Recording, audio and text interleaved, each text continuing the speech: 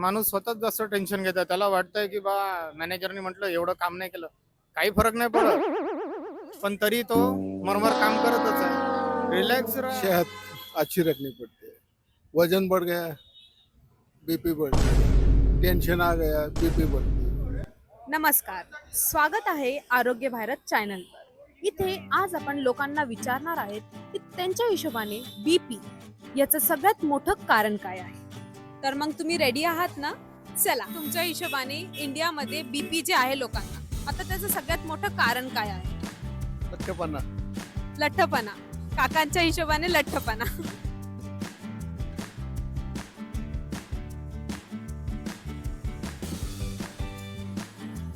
Tension stressful life, right. stress and overthinking.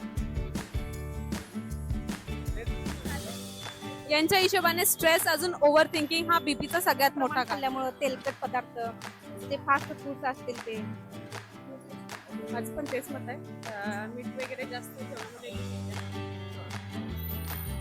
बघा। Unhealthy lifestyle म्हणजे मिठाचं प्रमाण जास्त, अजून तेलकट काही जास्त खाल्ल्याने काकू म्हणतात की बीपी वाढतो। आता बाकी काय म्हणणार आहेत ते बघूया, चला।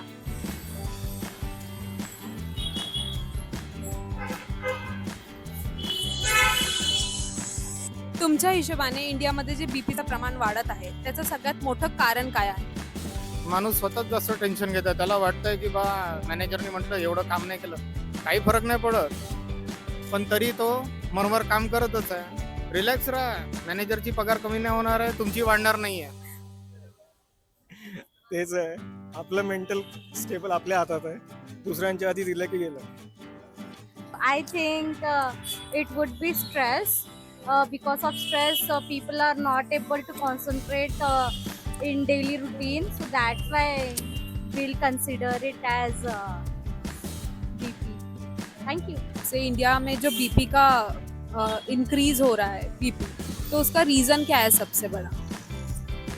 रीज़न ऐसा है कि अभी जो स्ट्रेसफुल लाइफ है एक्चुअली, और जो लोगों की बढ़ती संख्या आबादी है, उसमें कैसा है कि जो मीडियम वर्ग के जो लोग हैं उन्हें एक तो जॉब नहीं है, और इसलिए लोगों को ज़्यादा टेंशन आता है। और जो अभी जैसे न्यू जनरेशन है, न्यू जनरेशन में स्ट्रेस ज़्यादा है, और इतनी कम उम्र में वो लोगों को बहुत जल्दी मतलब बीमारियां लग जाती हैं, जैसे बीपी है, शुगर है, बाकी की चीज़ें, हार्ट अटैक है।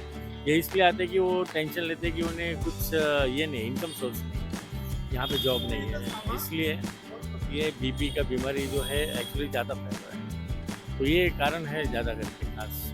लेकिन लोगों का टेंशन ऐसे कम नहीं होगा, क्योंकि लोगों को जॉब मिलना बहुत ज़रूरी है। अगर घर अच्छा चलेगा, या उनका हर जो उन्हें रोज़मर्रा की जो ज़रूरतें हैं वो जितनी पूरी होगी, तो मतलब ज़्यादा स्ट्रेस नहीं आएगा, उतना बीपी कम होगा, दवाई लेने की भी शायद ज़रूरत नहीं होगी। इतना बता ही सकता हूँ कि आदमी का ज्यादा कॉन्फिडेंस जो है, भाग दौड़, ज्यादा तनाव, ये तरह से ज्यादा सोचना, ये तरह का ये भी सब होता है। नमक ज्यादा खा लेना, इधर होता है, यही हो सकता है। चला आता बघूया अजून कोणाला विचारू शकतो। चला चला चला, काका भेटले ते आपल्याला, चला।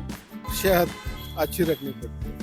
वजन बढ़ गया, बीपी बढ़ती है, टेंशन आ गया, बीपी बढ़ती है। बराबर है।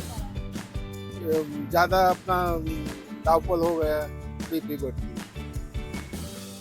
यह जमाने में रिक्स है, ज्यादा रिक्स लिया, टेंशन बढ़ता है। नाही असं सांगू, मला बीपी नाही, काय नाही, शुगर वगैरे काय नाही। तर तुम्ही ऐकलंच आहे, काकूंना काहीच नाही, बीपी शुगर काहीच नाही, काकू एकदम फिट आहे। तुम्ही पण तसंच राहायचा प्रयत्न करा।